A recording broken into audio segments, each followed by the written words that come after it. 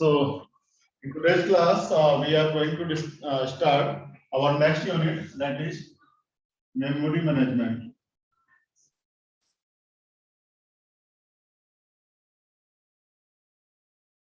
Okay, memory management. So in respect of memory management, might be you must remember unit 1 में हमने discuss किया था what are the major activities of an operating system in regards to memory management, right? So अगर आपको याद हो तो हमारा जो सबसे पहला पॉइंट था वहां पर keep track of which part of memory is allocated to which process and by whom. ये मेरा पहला पॉइंट था जब हमने यूनिट 1 में डिस्कस किया था कि मेमोरी मैनेजमेंट में ऑपरेटिंग सिस्टम की क्या-क्या रिस्पांसिबिलिटीज है related to memory management, right? Keeping track of which part of memory is allocated to which process and by whom, कितना पोर्शन allocated है मेमोरी का और कौन से प्रोसेस को allocated है. Now the next one was the allocation and deallocation of memory. कि हम अपना ये मेरा जो मान लो सेकेंडरी मेमोरी है ये प्राइमरी मेमोरी है, तो सेकेंडरी मेमोरी से हम प्रोसेसेस को बैकअप में कैसे ला करके एलोकेट करेंगे, है ना? और थर्ड पॉइंट था मेरा स्वैपिंग इन स्वैपिंग आउट का, means whenever a process is required to bring from the backup to the main memory and जब एग्जीक्यूट हो जाएगा या पार्शियली एग्जीक्यूट हुआ बिकॉज़ ऑफ एनी रीजन हमें उसको यहां से मूव आउट करना है, देन हम क्या करते थे यहां से उसको बैक करके वापस स्वैप आउट करके फिर से वापस सेकेंडरी मेमोरी में ले जाते थे, right? So basically these are the activities that we will study in details in terms of memory management topic. And before starting the memory management, let me tell you a few things. Like कोई भी process execute कब होगा? Execute का मतलब CPU उसको execute कब करेगा? क्या आपने कभी देखा कि सीपीयू सेकेंडरी मेमोरी से इंटरेक्ट करता है? सीपीयू हमेशा उन प्रोसेसेस को एग्जीक्यूट करता है that are residing in the main memory, है ना? तो जब भी किसी प्रोसेस को एग्जीक्यूट होना होगा, first of all it will brings into the main memory, like and मान लो अगर ये आपका सीपीयू है, सीपीयू जब भी किसी प्रोसेस को एग्जीक्यूट करता है तो सीपीयू क्या करता है? एक लॉजिकल एड्रेस जनरेट करता है.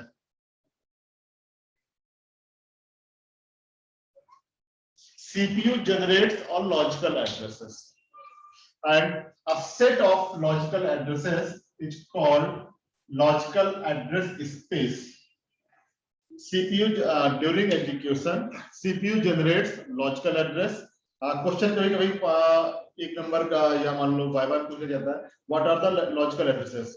The logical addresses are those addresses which are generated by the CPU, right?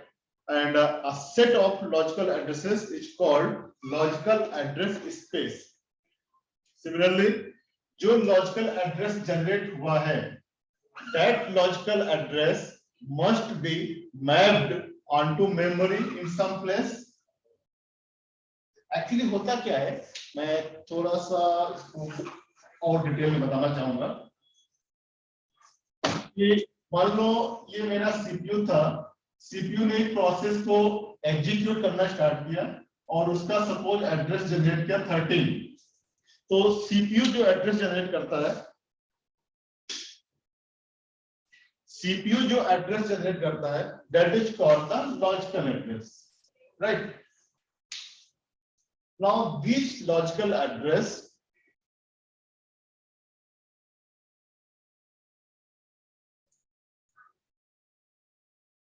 आप लोगों ने ध्यान नहीं दिया, रिकॉर्डिंग ऑफ थी. Class any doubts?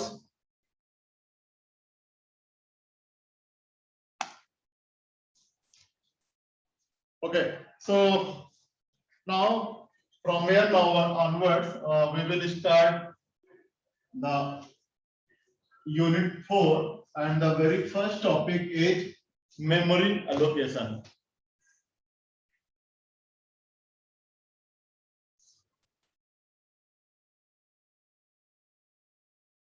Memory allocation, वही आपकी जो मेमोरी है उस मेमोरी में प्रोसेसेस को हम एलोकेट कैसे करेंगे, राइट? तो मेमोरी एलोकेशन में हम यहाँ पर दो तरीके पढ़ेंगे। पहला जो अप्रोच होगा contiguous memory allocation, contiguous memory allocation, and the third one, second one is non-contiguous memory allocation. ये दो मेथड्स हमें पढ़ने हैं। हमारी यूनिट 4 बेसिकली मेमोरी एलोकेशन ही है, बस यही दो मेथड है, इनको हम कंप्लीट कर लेंगे। इसके बाद एक टॉपिक होगा वर्चुअल मेमोरी, बस हमारी यूनिट 4 कंप्लीट हो जाएगी। अब इस कॉन्टिगुअस मेमोरी एलोकेशन में हमारे पास दो चीजें हैं, एक है फिक्स पार्टीशनिंग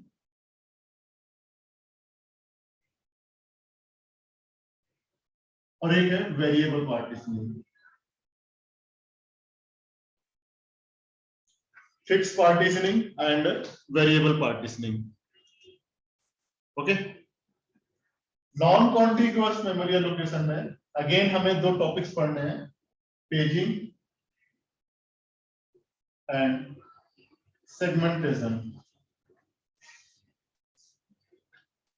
ये दो टॉपिक्स हमें पढ़ने हैं नॉन कॉन्टिगुअस मेमोरी एलोकेशन में। ठीक है, तो हमारा जो मेन टॉपिक है दैट इज मेमोरी एलोकेशन। उसमें दो टाइप्स हैं, contiguous memory allocation, non contiguous memory allocation. Contiguous में अगेन दो टाइप्स हैं, fix and variable. Non contiguous में अगेन दो टाइप हैं, पेजिंग एंड सेगमेंटेशन। ठीक है, अब हम क्या करेंगे, एक एक टॉपिक को उठाएंगे और उसको डिटेल में डिस्कस करेंगे। किसी को कुछ पूछना तो नहीं आता? किसी को कुछ पूछना तो नहीं है?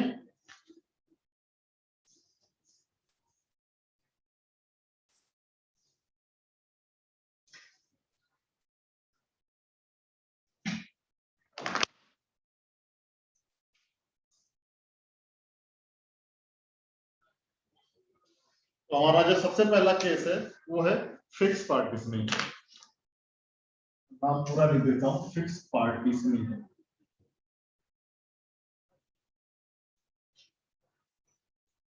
अब इसमें देखो नाम से ही क्लियर है कि मान लो अगर ये आपकी मेमोरी है,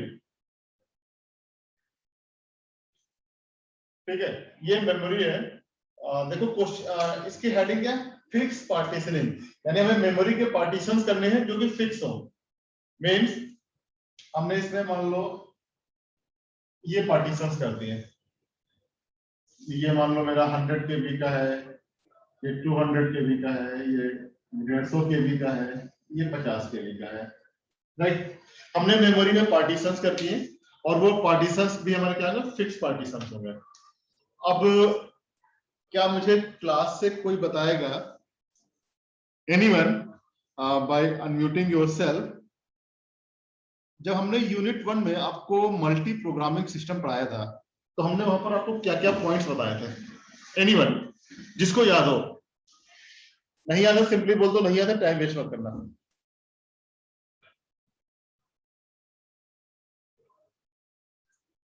Anyone by unmuting yourself, can anyone tell me what the points I have covered when I was discussing about multi-programming system in unit 1?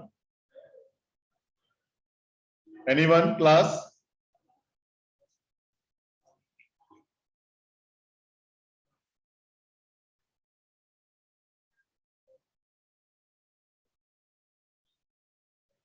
Vaishnavi?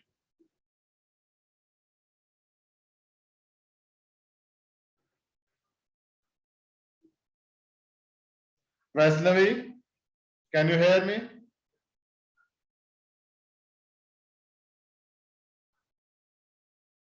विकास यादव, क्या ढूंढ क्या रहे हो तुम लोग भाई? यूनिट 1 की रिकॉर्डिंग ढूंढ रहे हो क्या?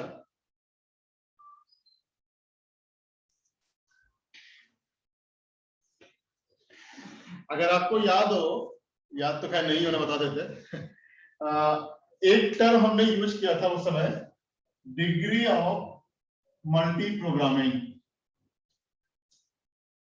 जब हम मल्टी प्रोग्रामिंग सिस्टम पढ़ा रहे थे तो उसमें हमने एक वर्ड यूज किया था, डिग्री ऑफ मल्टी प्रोग्रामिंग, और हमने ये कहा था डिग्री ऑफ मल्टी प्रोग्रामिंग जितनी ज्यादा होगी उतने नंबर ऑफ प्रोसेसेस या डिग्री ऑफ मल्टी प्रोग्रामिंग थी क्या, number of processes present in the main memory, ये हमने बताया था उस समय।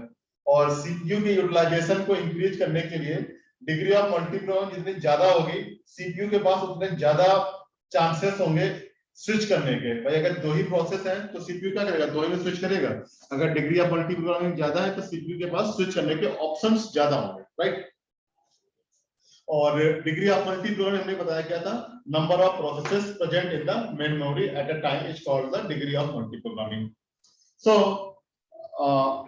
Now related to this particular topic fix partitioning. अब यहां पर देखो फिक्स पार्टीशनिंग में कंस्ट्रेंट्स क्या थे, मेमोरी को फिक्स नंबर ऑफ पार्टीशंस में ब्रेक कर दिया गया and each partition is called hole. हम इनको होल्स बोलते थे, जो मेमोरी को पार्टीशन किया गया इन पार्टीशंस को होल्स बोलते थे। एंड एक होल में एट अ टाइम, ध्यान देना चीज को, एक होल में एट अ टाइम मैक्सिमम एक प्रोसेस ऑक्यूपाई कर सकता है, एकोमोडेट कर सकता है। एक टाइम पे एक होल में मैक्सिमम एक ही प्रोसेस एकोमोडेट कर सकता है। So you can see in this particular diagram maximum number of processes कितने आ सकते हैं मेमोरी में, class maximum number of processes memory में कितने आ सकते हैं, 4। यस एग्जैक्टली, क्योंकि आपके पास 4 होल है तो मैक्सिमम 4 ही प्रोसेस आ सकते हैं। और एक टाइम पे मैक्सिमम नंबर ऑफ प्रोसेसेस जो मेमोरी में प्रेजेंट होते हैं उनको हम कहते क्या है, डिग्री ऑफ मल्टी प्रोग्रामिंग, ये तो कहते हैं। यानी फिक्स पार्टीशनिंग में हमारे पास एक कंस्ट्रेंट्स आ गया कि हमारी degree of multi programming fix हो जाती है। क्यों फिक्स हो जाती है, बिकॉज हमारे पास नंबर ऑफ स्लॉट्स फिक्स हैं।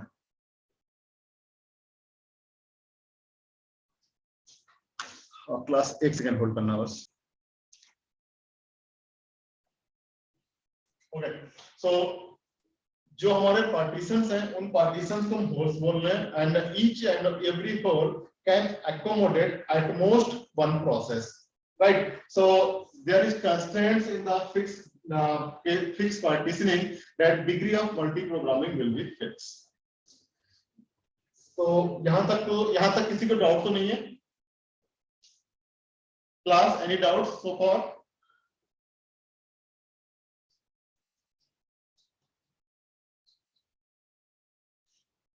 अब मान लो मेरे को क्या करना है, प्रोसेसेस को इन मेमोरी में अलोकेट करना है। फॉर एग्जांपल मान लो मेरे पास P1, P2, P3 तीन प्रोसेस है, ये 75 केबी का है, ये 80 केबी का है, ये 130 केबी का है। ये तीन प्रोसेसेस हैं जिनको हमें मेमोरी में अलोकेट करना है, ठीक है। ये 75 है। वैसे तो प्रोसेसेस को मेमोरी में अलोकेट करने के लिए एल्गोरिथम्स हैं, तीन एल्गोरिथम्स हैं, first, best and worst fit, जिसको हम अभी आने वाली आगे क्लासेस में डिस्कस करेंगे। But for the time being in general हम, क्योंकि हमें यहाँ पर क्या मेरी प्रॉब्लम क्या है एलोकेट करने का, हम उसको डिस्कस करना चाहते हैं। सो हम इन जनरल कैसे प्रोसेसेस को अलोकेट करते हैं वो देखते हैं। मान लो मेरा प्रोसेस P1 है, इसको मुझे अलोकेट करना है, 75 केबी का है, तो प्रोसेस P1 को हमने यहाँ अलोकेट कर दिया। प्रोसेस P2 80 केबी का है, इसको यहाँ अलोकेट कर दिया। प्रोसेस P3 130 का है, प्रोसेस P3 को यहाँ अलोकेट कर दिया। ये रैंडम नहीं होता है, इसलिए कौन सा प्रोसेस किस स्लॉट में जाएगा उसका एक बाकायदा प्रॉपर फ्लो चार्ट बनेगा, प्रॉपर एक सीक्वेंस होता है जिसको हम एल्गोरिथम में डिस्कस करेंगे एल्गोरिथम टाइम पे। बट फॉर द टाइम भी आई एम जस्ट अज्यूमिंग कि ये मेरे प्रोसेसेस के अलॉटमेंट है, यहाँ प्रोसेसेस अलोकेट हुए हैं। नाउ अब एक चीज ये देखो, प्रोसेस P1 का जो साइज है तो कितना 75 केबी का है, और इस स्लॉट में हमने बोला कि एक होल में एक ही प्रोसेस रहेगा। इस होल का साइज कितना था 100 केबी का, हमने इसमें प्रोसेस कितना अलोकेट किया 75 केबी का।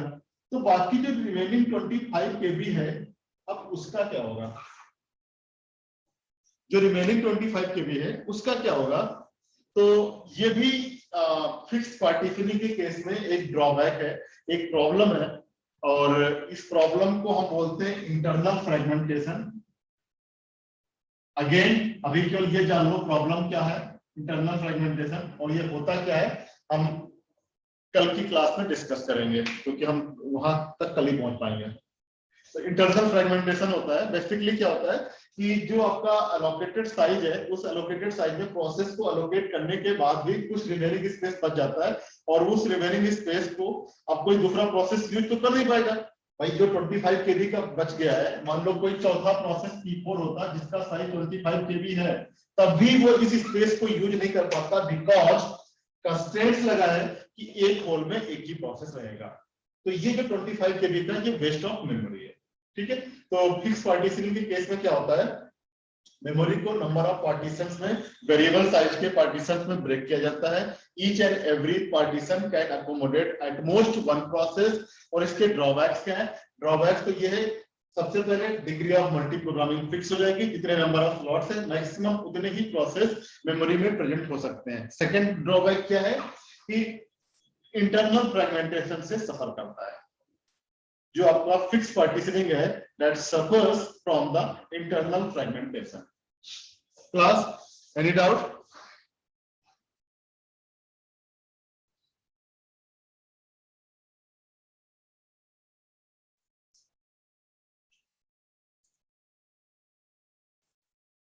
Class, any doubts? जल्दी से रिस्पॉन्ड करिए। Okay, so this is so far. This is all about the fixed partitioning. Now our next topic is variable partitioning.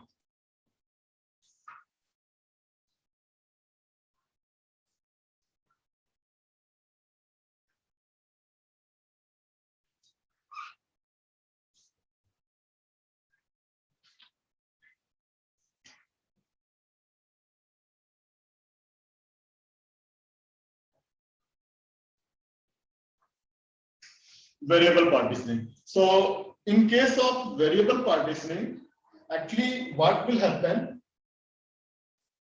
a single memory is treated as a single whole.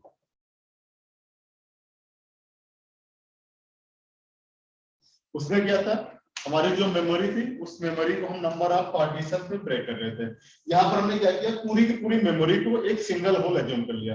Now if any process comes into the memory, हम क्या करेंगे, उस process के size के equal, जैसे मान लो अभी हमने जो एग्जांपल दिया था P1, P2, P3, ये 75 का था, ये 80 का था, ये 130 का था, है ना। जो प्रोसेस आएगा उतने साइज के इक्वल हम स्लॉट मेमोरी में एलोकेट कर देंगे। फॉर एग्जांपल P1 आया, हमने P1 को एग्जैक्टली 75 P1 को एलोकेट कर दिया, P1 एलोकेट हो गया। Now after that this particular remaining space, this one space will be treated again as a single hole. सबसे पहले पूरी मेमोरी मेरा सिंगल होल की तरफ ट्रीट किया जा रहा था। नाउ अब एक प्रोसेस आया, उस प्रोसेस को एलोकेट करने के बाद जो रिमेनिंग स्पेस बचा, that space again is treated as a single hole. अब प्रोसेस P2 आया, प्रोसेस P2 को हमने 80 के बीच में एलोकेट कर दिया।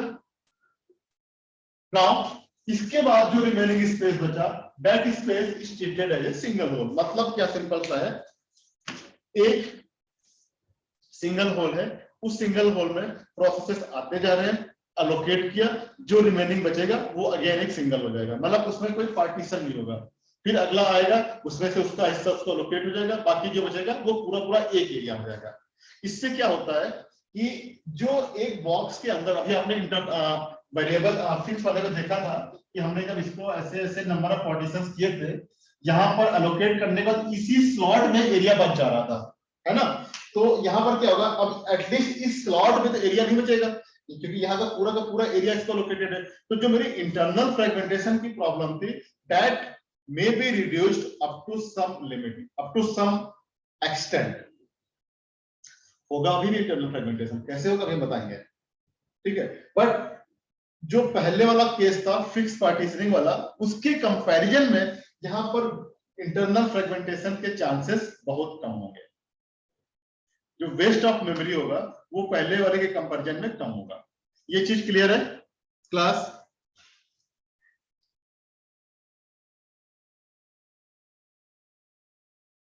क्लास ये लॉजिक क्लियर है जो भी हमने बताया?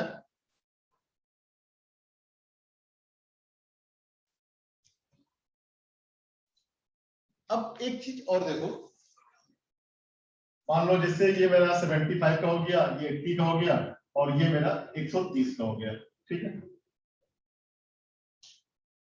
इस तरीके से प्रोसेस अलोकेट हो गए। अब प्रोसेस अलोकेट होने के बाद क्या होता है, मान लो after some time process P1 execute हो गया। अब जब प्रोसेस P1 एग्जीक्यूट हो जाएगा तो वो क्या करेगा, अपने रिसोर्सेज को रिलीज करेगा। और रिसोर्सेज क्या मतलब अपनी मेमोरी को रिलीज करेगा। यही तो होता है डी एलोकेशन।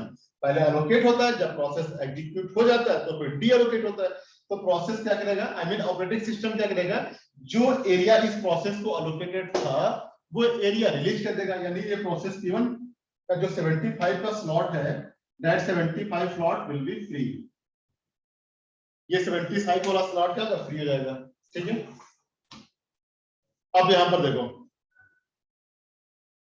अगर कोई स्लॉट फ्री हुआ है और उसके जो नेबर्स के स्लॉट है, लाइक फॉर एग्जांपल अगर 80 केबी वाला प्रोसेस भी एग्जीक्यूट हो जाए तो ये स्लॉट भी फ्री हो जाएगा। अगर कोई स्लॉट फ्री है और उसके नेबर्स के स्लॉट भी फ्री है, देन वो स्लॉट आपस में क्लब होके एक सिंगल स्लॉट बन जाता है। जो 80 वाला था और ये 75 वाला था, अगर ये दोनों ही प्रोसेस एग्जीक्यूट हो जाएंगे तो 80 प्लस 70 150 का एक सिंगल स्लॉट बन जाएगा। 80 70 155 के बी का एक सिंगल स्लॉट बन जाएगा। ओके, सेकेंड थिंग, मैं थोड़ा सा डायग्राम को चेंज करने जा रहा हूं,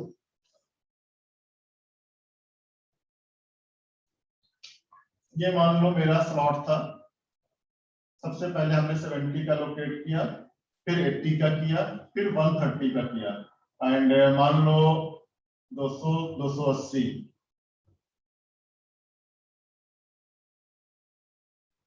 मान लो ये पूरा एरिया मेरा जो है 300 केबी का था, ठीक है। ये पूरा एरिया मेरा 300 केबी का था। मैं सारे सिचुएशन डिस्कस कर रहा हूँ, कहां कहां किस किस सिचुएशन में क्या क्या प्रॉब्लम्स आ सकती हैं। ये सपोज मेरा पूरा एरिया 300 केबी का था। सबसे पहले 70 आया, ये मान लो 70 है। सबसे पहले 70 आया, 70 को लोकेट कर दिया। फिर 80 आया, रिमेनिंग स्पेस में से 80 को लोकेट कर दिया। फिर 130 आया, रिमेनिंग स्पेस में से 130 को लोकेट कर दिया। अब स्पेस बचा कितना, 70 30 280, ये 20 का बचा।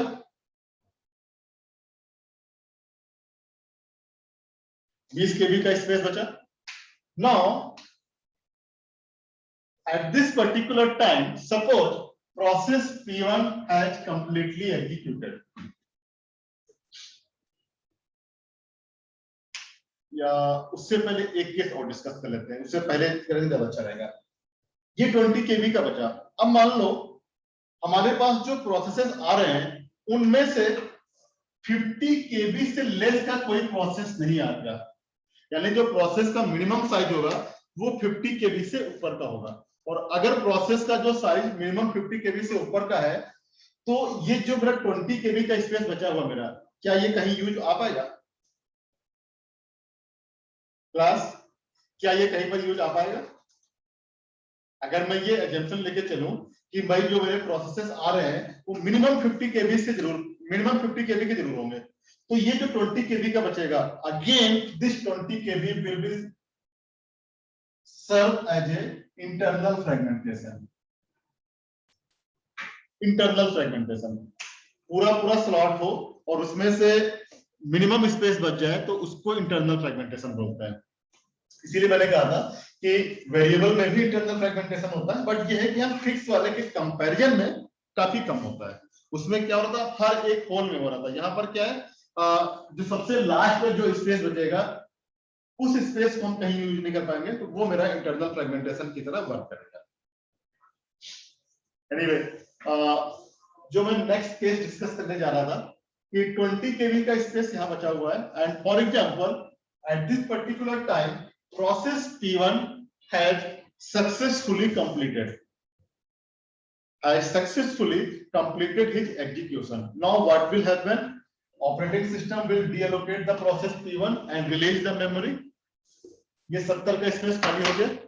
अब 70 यहां खाली है, 20 यहां खाली है. मान लो एक कोई प्रोसेस आया जिसका साइज है 60 केबी. क्या ये प्रोसेस एग्जीक्यूट हो पाएगा? क्लास, क्या ये प्रोसेस एग्जीक्यूट हो पाएगा? 70 यहां पर है, 20 यहां पर है, टोटल 90 केबी का स्पेस मेरे पास अवेलेबल है. But still the process having size 60 kb will not able to execute, and this is called external fragmentation. External fragmentation क्या होता है?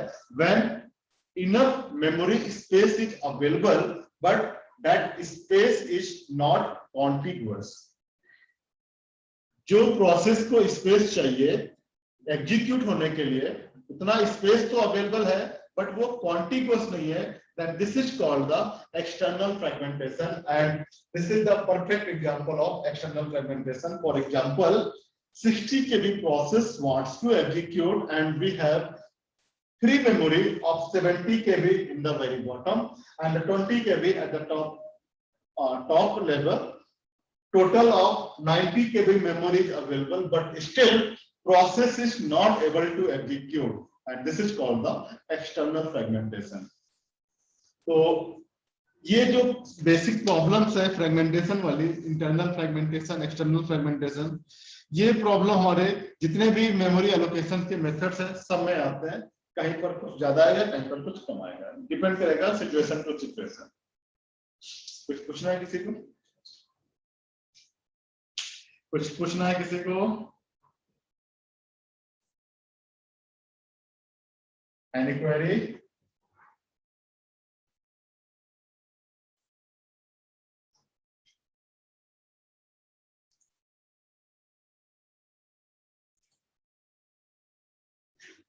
Now see, जो ये प्रॉब्लम आई है एक्सटर्नल फ्रेगमेंटेशन की, so then when will the new process, then when will be हर्षित में question समझ नहीं पाया तुम्हारा.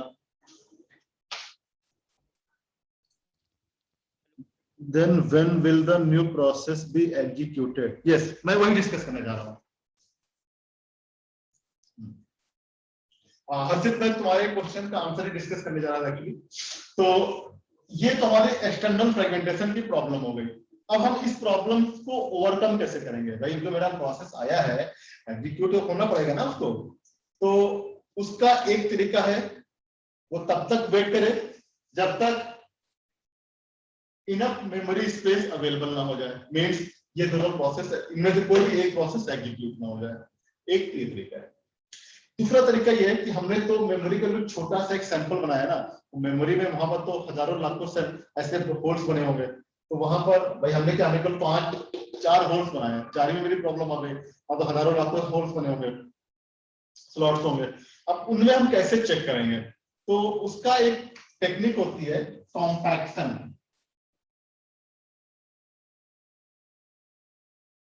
Compaction. Basically, compaction is used to overcome from the external fragmentations. Compaction is used to overcome from the external fragmentation, and how it will work. Basically, जब हम इस memory पे compaction mechanism को apply करेंगे, then what he will do? He will just collect all the free spaces. इसको किया, collect all the free spaces and create a single free space. जो मेरा स्कैटर्ड फॉर्म में यहाँ पड़ा हुआ है और पड़ा हुआ है, इसलिए जो स्कैटर्ड फॉर्म में फ्री स्पेसेस पड़े हुए हैं उन सारे फ्री स्पेसेस को कलेक्ट करके एक single new free space generate कर देगा. यानी इस पे जब कॉम्पैक्शन अप्लाई करेंगे तो इसका कॉम्पैक्शन का जो रिजल्ट होगा that will be something like this.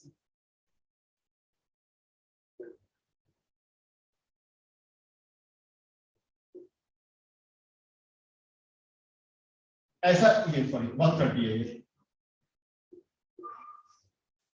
After applying the compaction on this particular memory snapshot, result will be something like this: 80 kb, 130 kb और ये 70 और 20 मिलाकर के 90 kb आ जाएगा.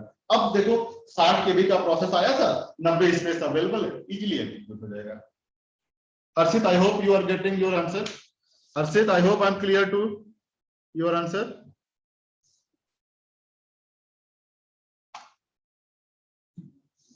Okay. So, any other doubts from your side?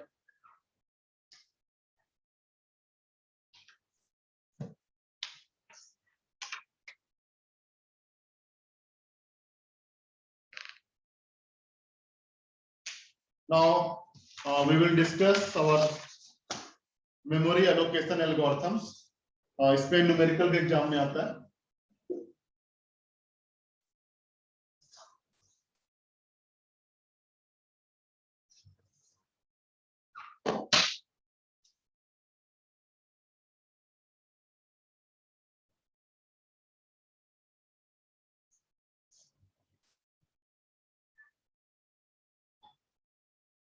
Memory allocation schemes 3 schemes हैं.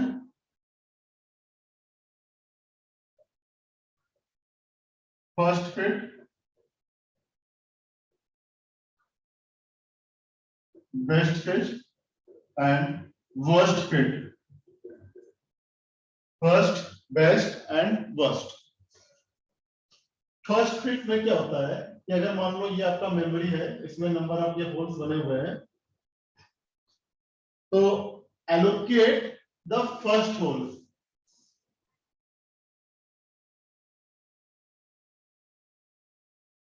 Allocate first hole that is large enough to accommodate the process. Allocate the first hole that is large enough to accommodate the process. अब ये जो large enough accommodate the process का मतलब है, इसका थोड़ा सा एग्जांपल देते हैं. मान लो जैसे ये मेरा स्लॉट 10 KB का है, ये 20 का है. अब मेरे पास 15 KB का एक प्रोसेस आया और मुझे फर्स्ट फिट के हिसाब से एलोकेट करना है. तो फर्स्ट फिट तो ये बोलता है एलोकेट फर्स्ट होल, तो उस हिसाब से तो ये आएगा. बट देखो इसमें तो प्रोसेस का साइज 15 है और यहाँ पर ये 10 KB का है, तो इसमें एलोकेट हो ही नहीं पाएगा, है ना. तो हमें उस वाले पहले होल को एलोकेट करना है जो कि प्रोसेस को एकोमोडेट भी कर पाए. फर्स्ट होल का मतलब ये नहीं कि सीक्वेंस में जो पहला नंबर हो. I hope I am clear to everyone.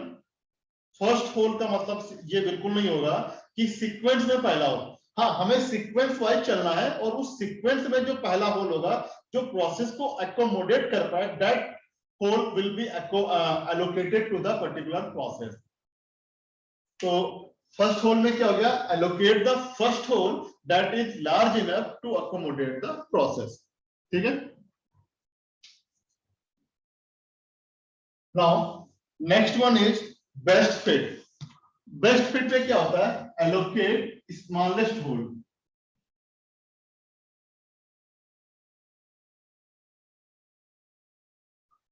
Allocate smallest hole that is large enough to accommodate the process. For example, ये मान लो 30 का हो गया, ये 40 का हो गया, ये 50 का हो गया. अब इसमें अगर मान लो ये मेरे मेमोरी के साइज से 15 KB का प्रोसेस था, उसको मुझे एलोकेट करना था, तो मैं क्या करूंगा, एक साइड से जितने भी होल्स हैं सबको चेक करूंगा. यहाँ मुझे 20 का मिल जाएगा, मेरा प्रोसेस यहाँ जा सकता था, लेकिन हो सकता था कि 20 से लेस और 15 से ग्रेटर भी कोई ऊपर होता. तो बेस्ट फिट में सारे होल्स चेक किए जाएंगे और उनमें से जो मिनिमम साइज का होगा जो इस प्रोसेस को एकोमोडेट कर पाए, that particular hole will be allocated to the that particular process in case of best fit. Clear class? Now last one is worst fit. In case of worst fit, allocate largest hole.